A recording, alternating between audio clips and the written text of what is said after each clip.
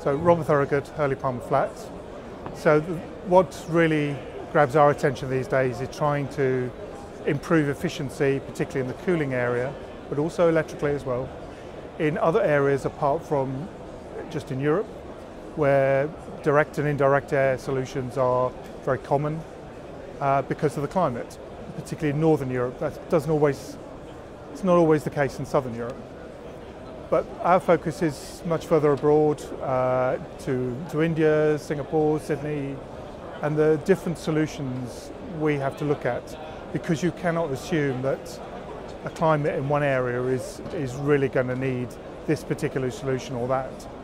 And sometimes mixing solutions is the way to go, because climates are that you have to analyse them completely over 1 year to actually understand how they perform, because you may be able to get different types of free cooling if you can get them for 8-9 months a year, then that will really pull down your PUE overall. So it's a focus that we have of actually analysing what the climate data is in that particular location. And just because a solution works in one part of the country doesn't mean to say it's going to work in another part. You have to actually look at the ASHRAE data to make sure that you actually understand how it performs for a full year's period. We have a set of tools in the cooling box, if you like. We have probably half a dozen different key areas where we would look at to use particular technologies. Yes, other solutions are possible. It depends often on what energy is available. If you're producing lots of heat from a gas plant, then that gives you alternative solutions. But if you haven't got any of that, then those 6 solutions that we have in our armoury are really the ones. It's then how you might mix them. That's that's where the analytics come into play, and we do a lot of modelling to actually understand the sensitivity between going to one system or another. And whether you look at it obviously from a cost point of view, but also a performance point of view.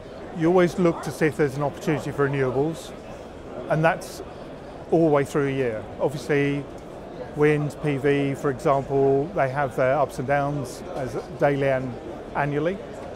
So you just try and incorporate that at any time.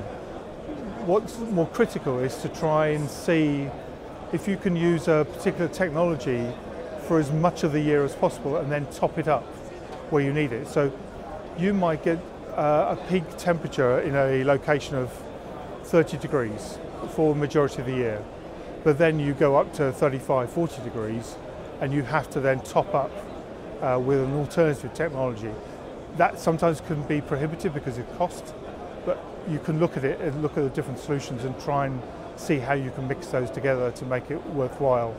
And you're looking at both on an energy point of view and a CapEx and obviously OpEx point of view. It's great to be back again for another year. It's always pleasing to see so many exhibitors, and you're knocking to people all the time that's in the industry. People forget how tight an industry it is.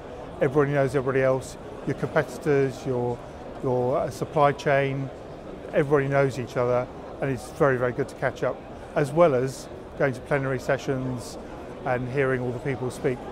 And I heard Ed Ansett this morning.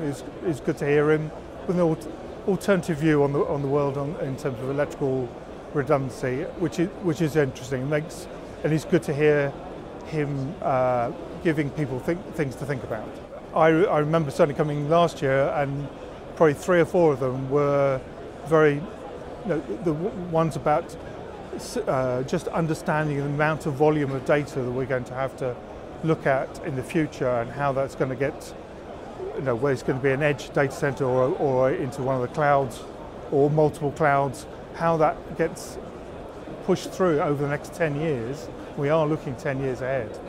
As to how that all works together is still up for grabs, but it's all very thought-provoking.